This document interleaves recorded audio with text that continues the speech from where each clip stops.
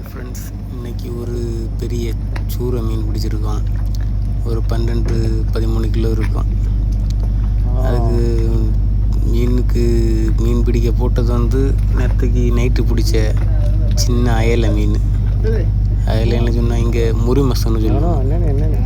இந்த முறிமசை போட்டு அந்த உயிரோட அந்த ஹூக்கில் போட்டு அப்படி தான் அந்த சூரையை பிடிக்க முடியும்.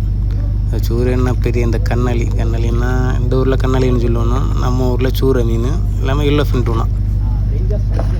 அதை ரொம்ப நேரம் ஆகும். நம்ம அதை பிடிச்சோம்னா அது இழுத்துட்டு ஒரு கொஞ்சம் தூரம் அப்படி போகும். அதுக்கப்புறம் தான் மெதுவாக இழுத்து ஒரு மீன் இப்படி எடுக்கணும்னா எப்படியும் ஒரு 15-20 நிமிஷம் ஆகும்.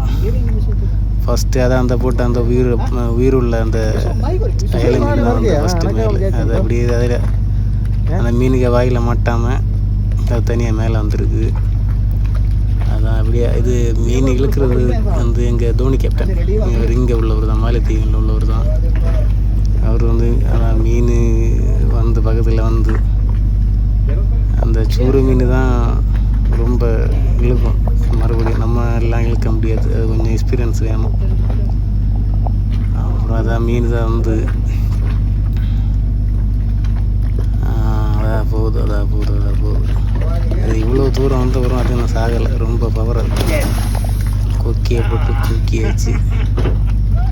அதை பார்த்தப்போ தான் ஒரு சந்தோஷம் மனசில். அது டவா மறுபடியும் இது இப்படி எடுத்து கீழே போட்டோன்னா அந்த ஒயரெல்லாம் நாசம் பண்ணிடும், போட்டுக்கு பேக் சைடில் நாசம் ஆயிரும். அதனால் கொண்டுட்டு தான் அதை அப்படி போடணும். அதில்